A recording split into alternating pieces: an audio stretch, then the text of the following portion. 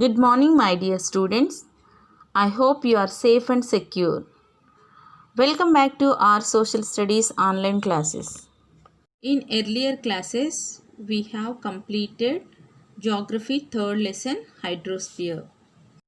Let us discuss improve our learning and keywords of third lesson. Keywords. First one, ocean current. The general movement of a mass of water in a fairly defined direction over great distance is called ocean current. Next keyword, stream. The ocean current that flows speedily is called a stream. Next, drift. The ocean current that flows slowly is called drift. Next keyword, transpiration.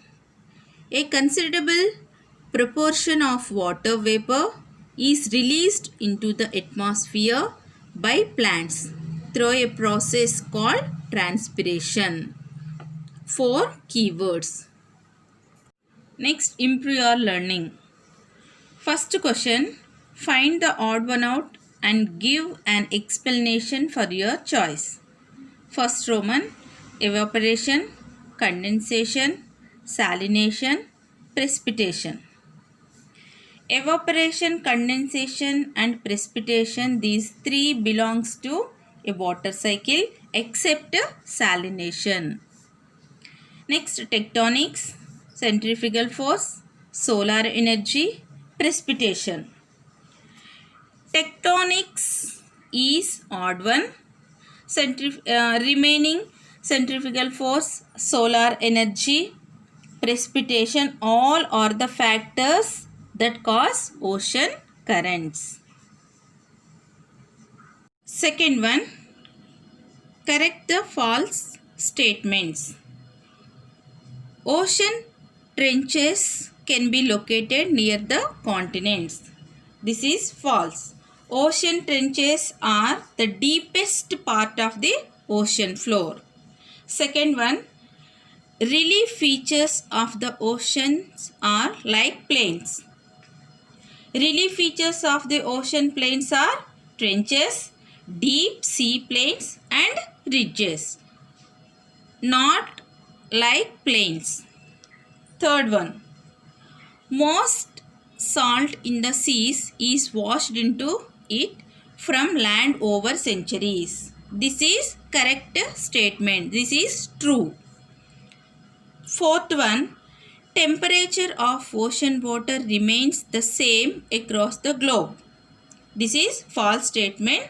Correct one is temperature of ocean water varies from place to place across the globe.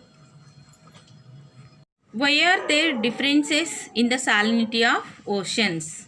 Next question, why are there differences in the salinity of oceans?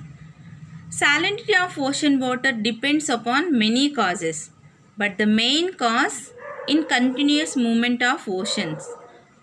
Water from one place to other due to rotation of earth and winds, which takes water here and there, causing change in salinity of ocean water. Next, melting of ice causes an influx of fresh water which dilutes ocean water. Inflow of river water causes an influx of fresh water which dilutes ocean water. Evaporation is only fresh water which removes fresh water flow and area, causing salt to become more concentrated.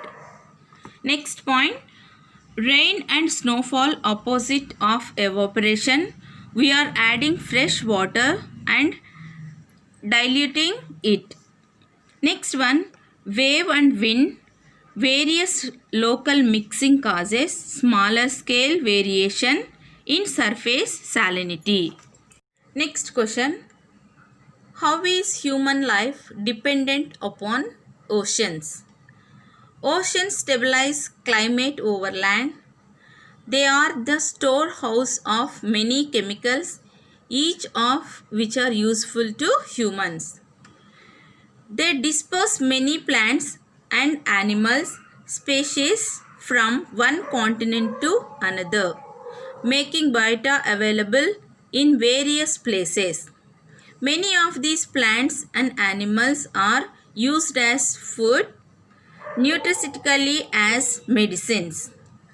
Some people constantly live on boat due to paucity of land in such areas. They are a source of various types of polymetallic nodules. They are used for landing of certain debris of satellites and safely pad most of the meteors that come from outer space, as oceans cover more than 75% of Earth's surface. Let us discuss about fourth chapter, atmosphere. Layers of atmosphere. Atmosphere can be divided into 5 main layers excluding the exosphere. The atmosphere has 4 primary layers, which are the troposphere, stratosphere, mesosphere and thermosphere. Before going into main topic, we start from the Earth. Earth is our home. The Earth is third planet from the Sun. The Earth distance from the Sun is 149,006,000 kilometers. Note. The distance from the Earth to the Sun is called an astronomical unit or AU, which is used to measure distances throughout the solar system. The Earth is the only planet known to have an atmosphere containing free oxygen, ocean of liquid water on its surface, and of course, life.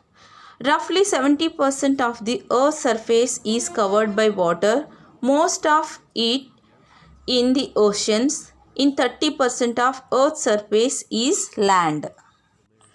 Let's understand the layers of atmosphere. The atmosphere plays an important role in making life possible by protecting our Earth from harmful ultraviolet rays radiations of the sun. The atmosphere of Earth is the layers of gases commonly known as air that surrounds the planet of the Earth and is retaining by Earth's gravity. There are 4 major layers of atmosphere above the Earth that are separated by temperature. The first layer of atmosphere from the Earth is troposphere. Starting at ground level, it extends upward to about 10 kilometers. Nearly all weather occurs in this lowest layer. Most clouds appear here mainly because 99% of water vapor in the atmosphere is found in the troposphere. So air pressure drops and the temperature gets colder as you climb higher in the troposphere. The next layer up is called the stratosphere.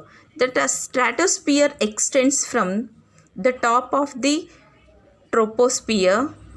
The infamous ozone layer is found within the stratosphere.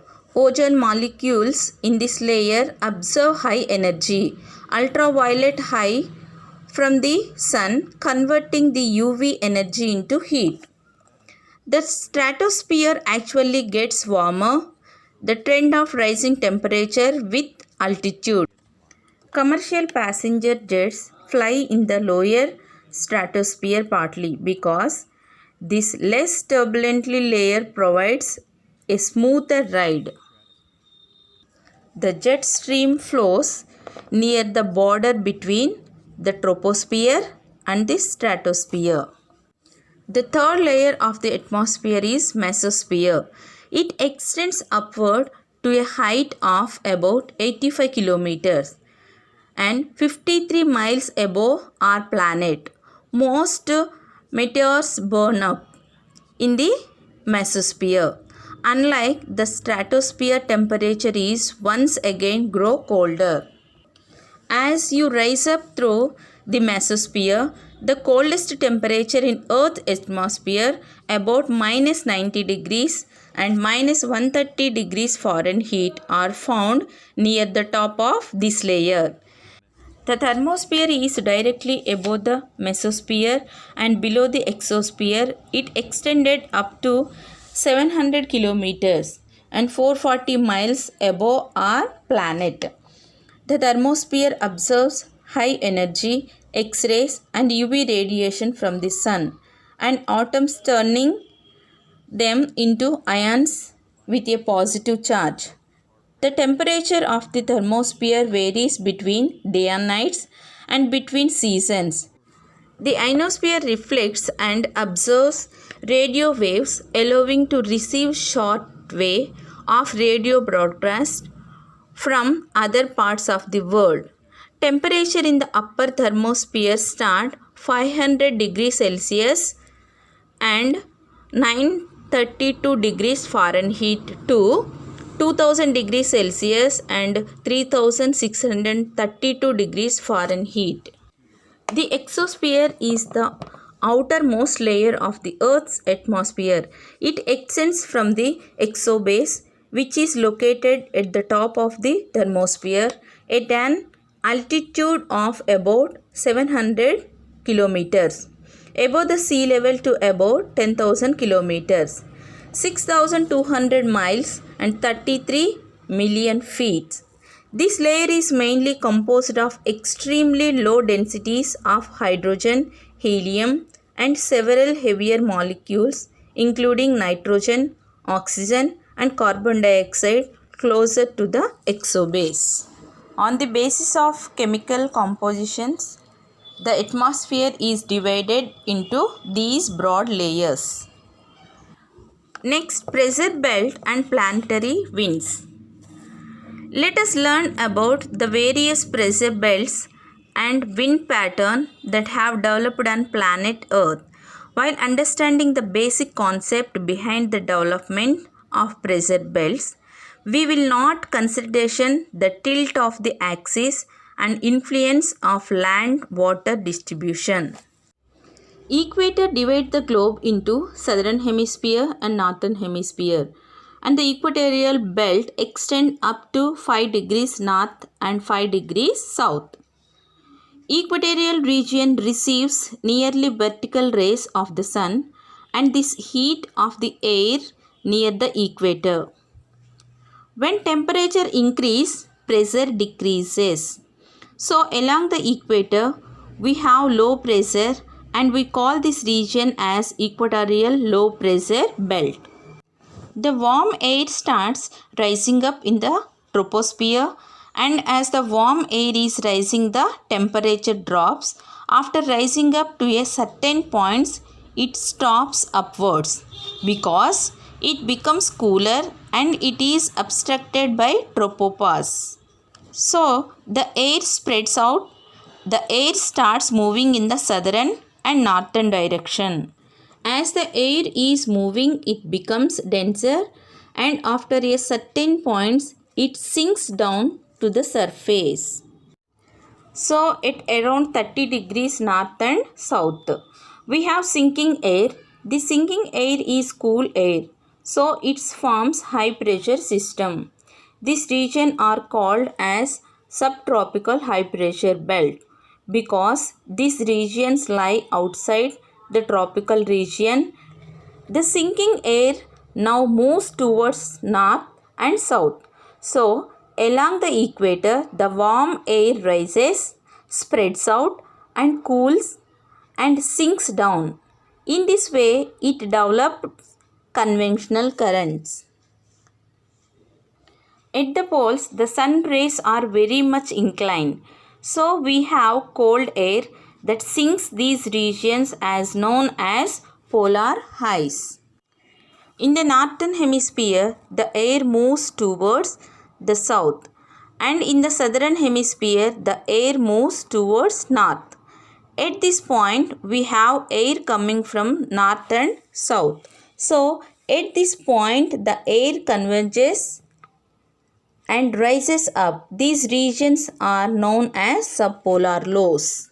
So at 60 degrees latitudes, we have low pressure system because we have rising air. Along the equator, the air is rising because of convection, and at subpolar lows, we have rising air because of convergence. This rising air also spreads out and cools and sinks. Same things happen in the southern hemisphere on the surface of the earth along the equator. The winds moves from high pressure region to low pressure regions. That is form subtropical highs to the equatorial lows in the northern hemisphere and southern hemisphere. These winds bend to the right in the northern hemisphere, and southern hemisphere the winds bend to the left, and this is described as Coriolis effect. The winds bend to the right and left in the northern and southern hemisphere respectively because the earth is spherical in shape and the earth rotates from west to east. In the same way, between 30 degrees and 60 degrees north and south, the winds bends towards right and left in the northern hemisphere and southern hemisphere respectively. Even in the polar region, the same phenomena can be seen. Did you understand, children? Even in the polar region, the same phenomena can be seen.